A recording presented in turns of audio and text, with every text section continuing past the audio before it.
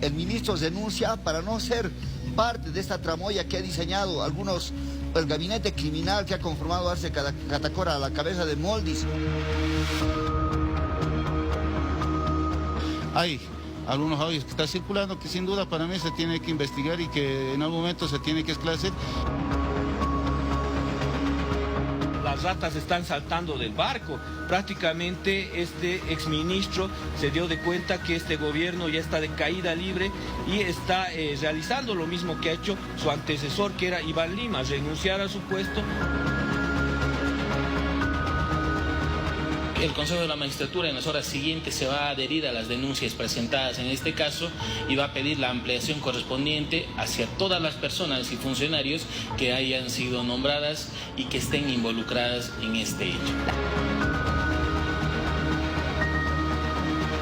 Era la coordinadora entre el doctor Siles, Campero y el juez de Coroico. Varios nombres que estarían en una lista de investigación por el caso denominado consorcio en esta nueva situación.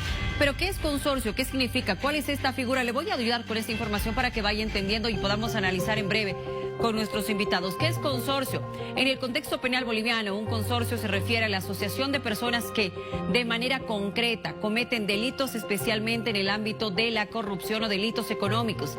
Este término no es un tipo penal específico en sí mismo, pero escribe o describe una forma de organización criminal que puede ser sancionada bajo diversas figuras delictivas como estafa agravada, enriquecimiento ilícito o asociación delictuosa, entre otras.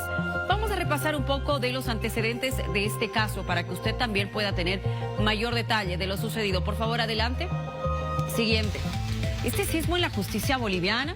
El 11 de junio, Fernando Lea Plaza, juez de Coroico, emite un fallo de suspensión a la credencial de la magistrada del Tribunal Supremo de Justicia, Fanny Coaquira, por supuestas irregularidades en su declaración de experiencia docente.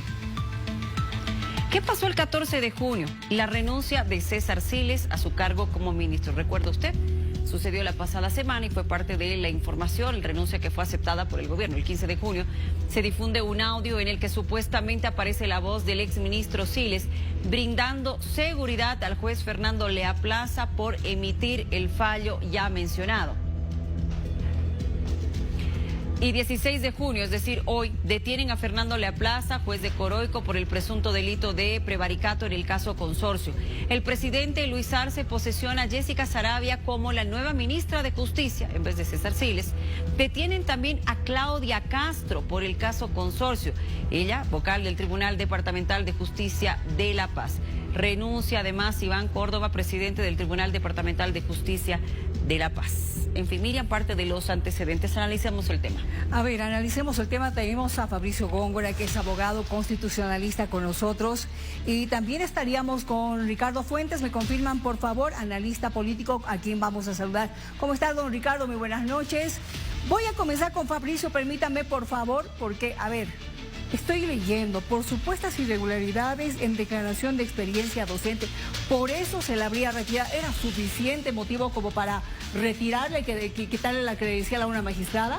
Fabricio. Bien, buenas noches. Hay que partir de lo básico y lo inicial. ¿De dónde nace todo este conflicto que está suscitando en el órgano judicial? Se presentó una acción de cumplimiento que es uno más de los mecanismos constitucionales de defensa que la Constitución Política del Estado lo permite, para precautelar y preservar el Estado constitucional del derecho, dando cumplimiento a un mandato expreso.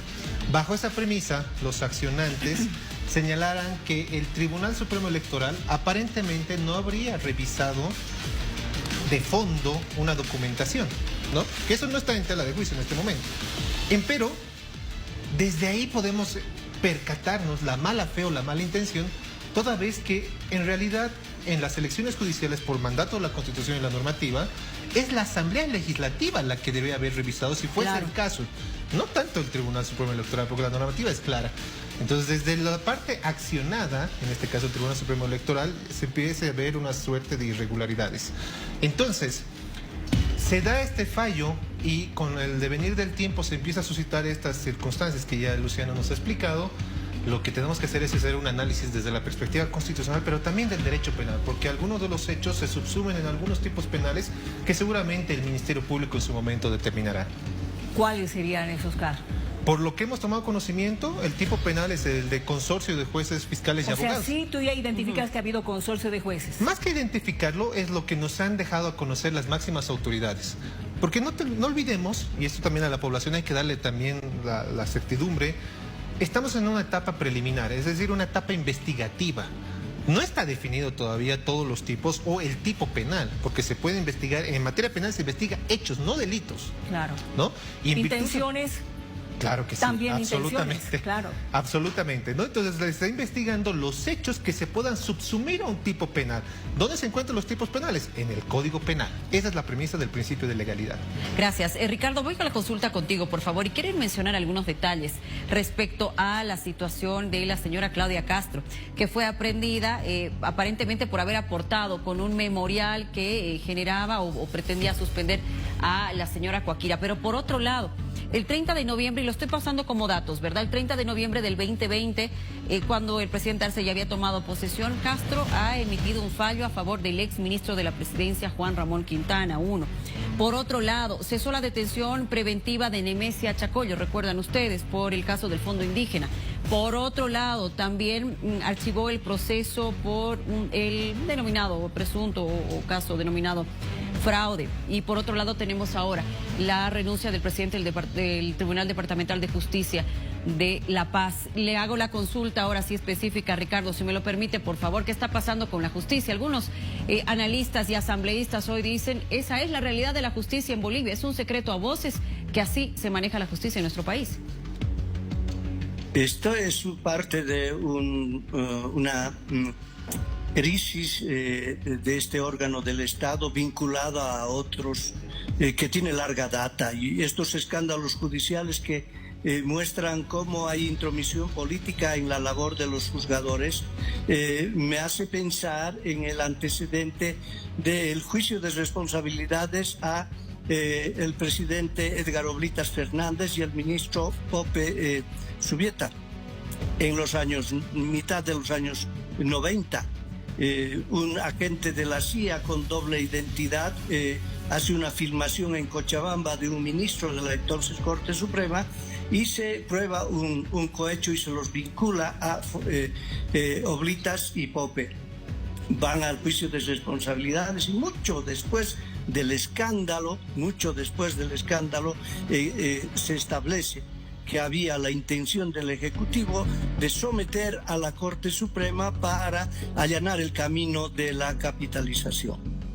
Así que esto tiene larga data, es parte de una crisis constante que tiene que ver con la cultura constitucional del boliviano, que aplica las leyes sometiendo a sus intereses político-partidarios, pero no es la única causa. Si acaso fuera la intromisión política la causa única de este problema de la crisis de la justicia, estaríamos pensando equivocadamente. Hay mucho más. Veamos, ¿por qué el juez en cuestión se muestra proclive a estas presiones, ¿no? y dicta la sentencia o la resolución correspondiente? ¿Por qué?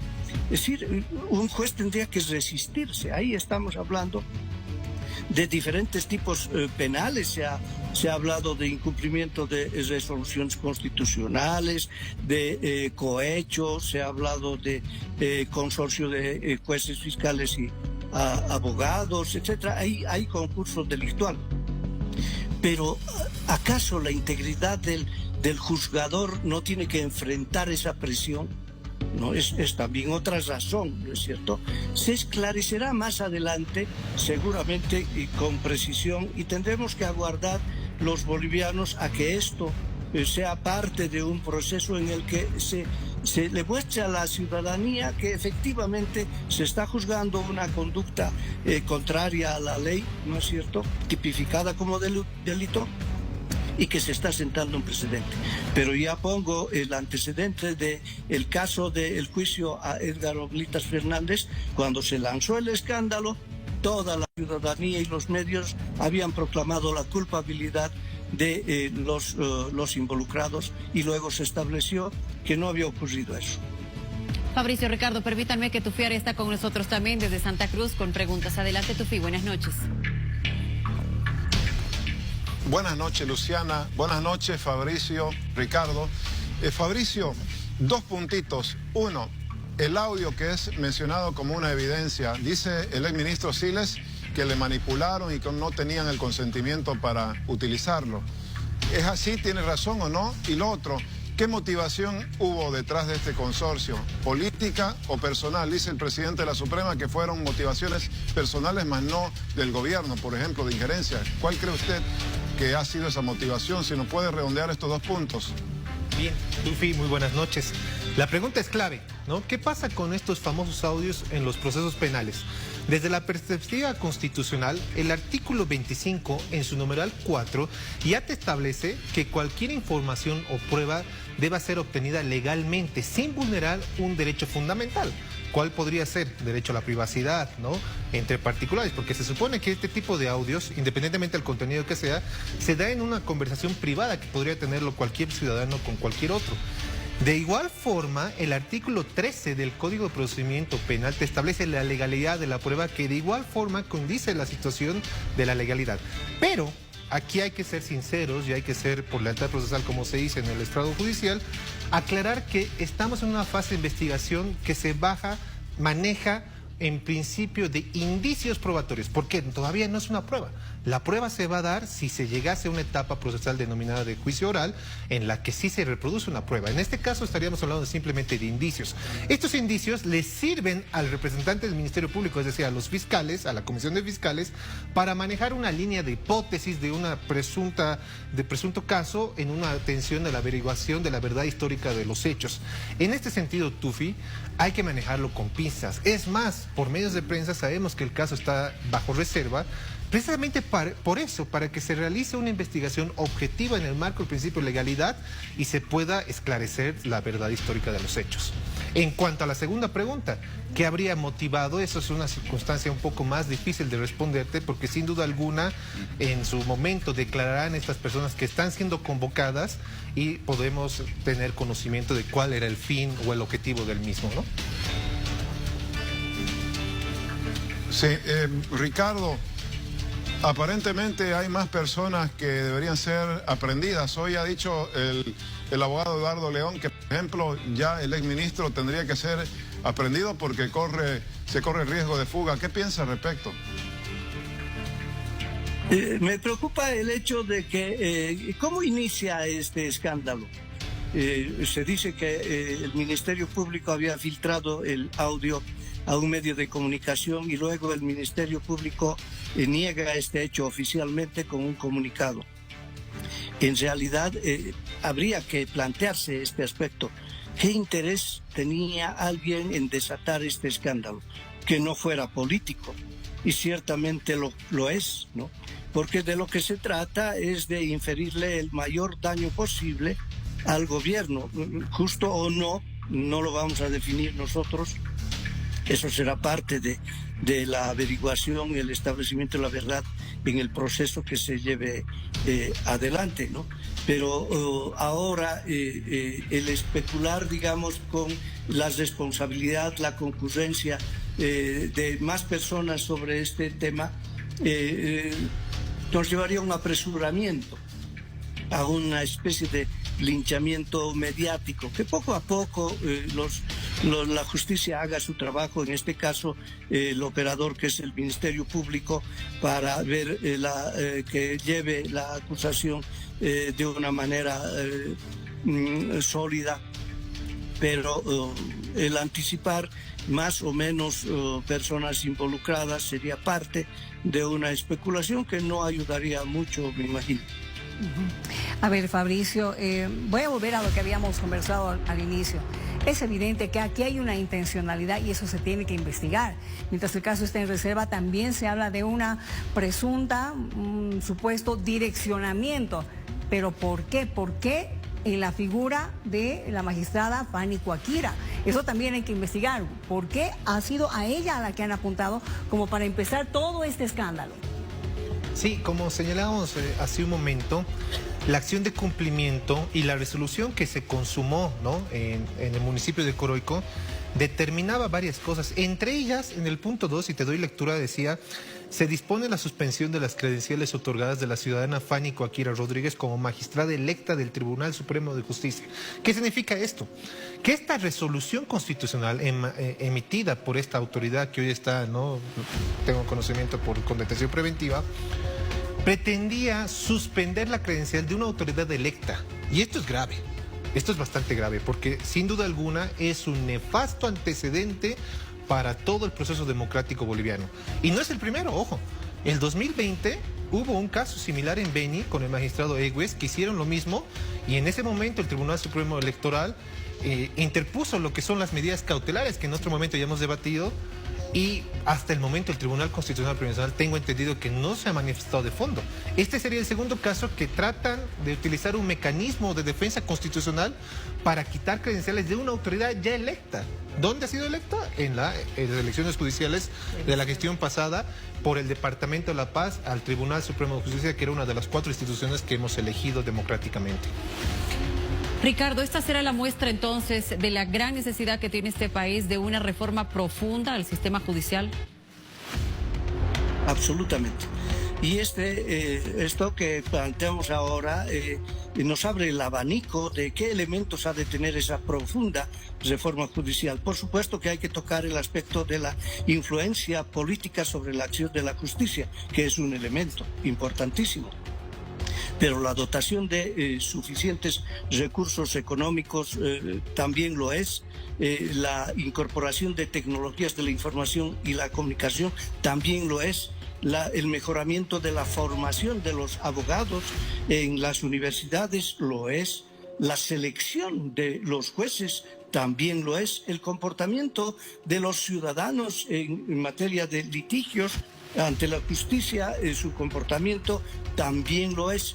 La introducción de un sistema de gestión de calidad para verificar que el ciudadano sea satisfecho en su demanda de justicia también lo es.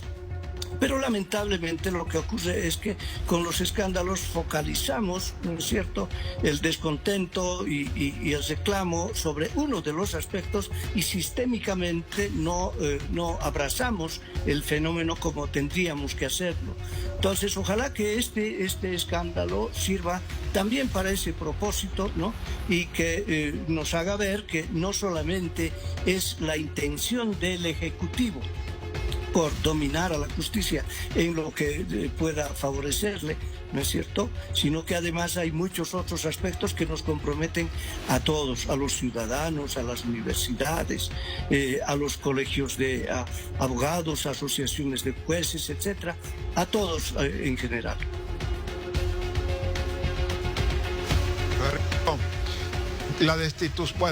La renuncia o destitución, dice el presidente del Tribunal Supremo de Justicia, de un ministro, la aprehensión de una vocal, la aprehensión de un juez, la renuncia del presidente del Tribunal de Justicia de La Paz, son señales de que ha comenzado un cambio en la justicia, porque así lo plantea, por ejemplo, el propio presidente del Tribunal Supremo de Justicia a partir de este caso.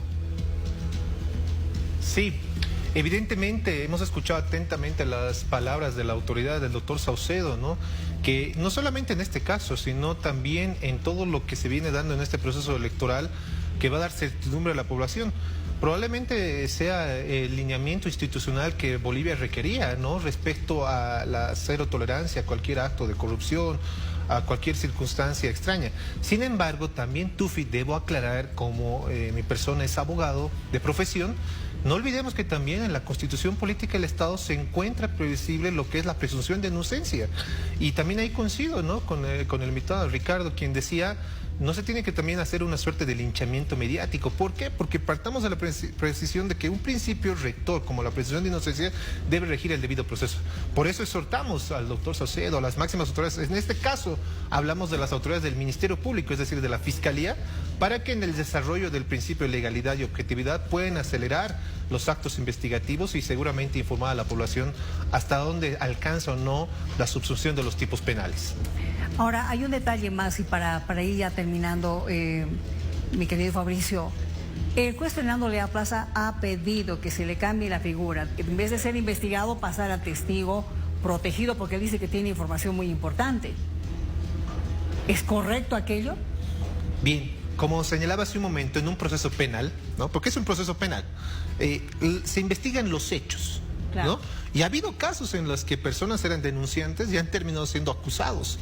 Porque esa es la labor del Ministerio Público, investigar los hechos, ver si se subsumen en algún tipo penal y determinar ciertas responsabilidades conforme al procedimiento, ¿no? Entonces estamos en etapas, estamos en la etapa investigativa, etapa preliminar, que es la primera, donde se establecen las directrices de investigación. En el transcurrir, posteriormente en la etapa preparatoria, antes de llegar a juicio oral, pueden suscitarse estas circunstancias. Él como una persona denunciada, porque ese está sindicado como denunciador o imputado, podría ampliar su declaración informativa porque la normativa le permite y será nuevamente el Ministerio Público quien valorará de forma objetiva si esto condice o no con un cambio de rol, llamémosle así, para que se entienda. Fabricio, gracias por habernos acompañado. Gracias, esta noche aquí en vivo. Muchísimas gracias, Ricardo, también por esta conexión y el análisis desde la perspectiva política. Muchas gracias.